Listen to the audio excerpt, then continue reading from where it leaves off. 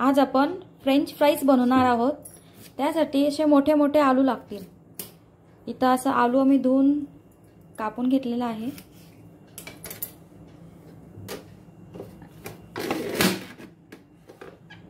असं cutting player मध्ये घालून असे एक सारखे साईजचे कट केलेले आहेत आम्ही।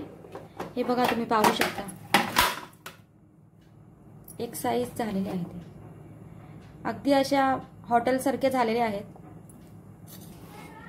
तुमच्याकडे नसतील अशा कटिंग प्लेयर तर तुम्ही अशा प्रकारे कट करून एक साईजचे करून घेऊ शकता।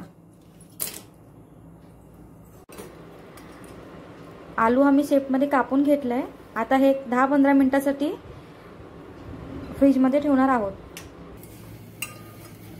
हे आलू आता फ्रीज मध्ये ठेवून झालेला आहे 10 मिनिटं।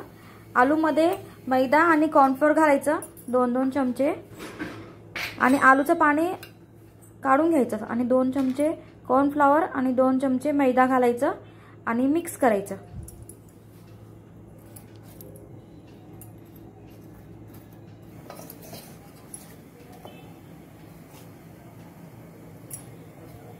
पाहिलात तुम्ही किती मस्त दिसतंय ते। पॅन मध्ये तेल गरम करायचं। थोडंसं पाणी लागत असेल तर ऍड करायचं, नाहीतर असंही चालेल। थोडंसं पाणी लागेल, पाणी ऍड करायचं आणि छान हलवून घ्यायचं। साधारणतः अर्धा किलो आलू आहेत आणि याच्यासाठी 2 चमचे मैदा आणि 2 चमचे कॉर्नफ्लॉवर।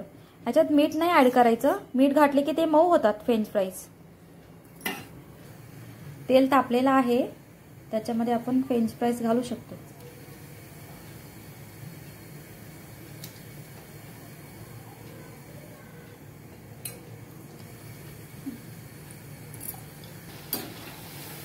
फ्रेंच फ्राईजला मस्त खरपूस असं तळून घ्यायचं। घरच्या घरी तुम्ही करू शकता, हॉटेल सारखे मस्त होतात, एकदम क्रिस्पी होतात।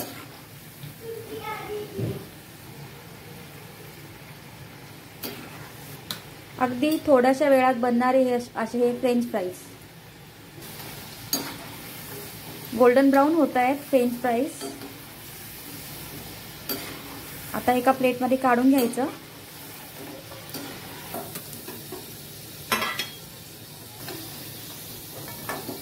मस्त असे खरपूस तळले गेलेत फ्रेंच फ्राईज। ते प्लेट मध्ये सर्व करायचं। वरे थोडीशी मीठ घालून, हे आहे मीठ घालायचं। तुम्हाला आवडत असेल तर चाट मसाला सुद्धा घालून तुम्ही खाऊ शकता सॉस सोबत। French fries ready. French fries sauce सोबत सुद्धा खाऊ शकता। कसे झाले ते सांगा कमेंट्स करून। आवडलं असेल तर लाईक करा। थँक्यू।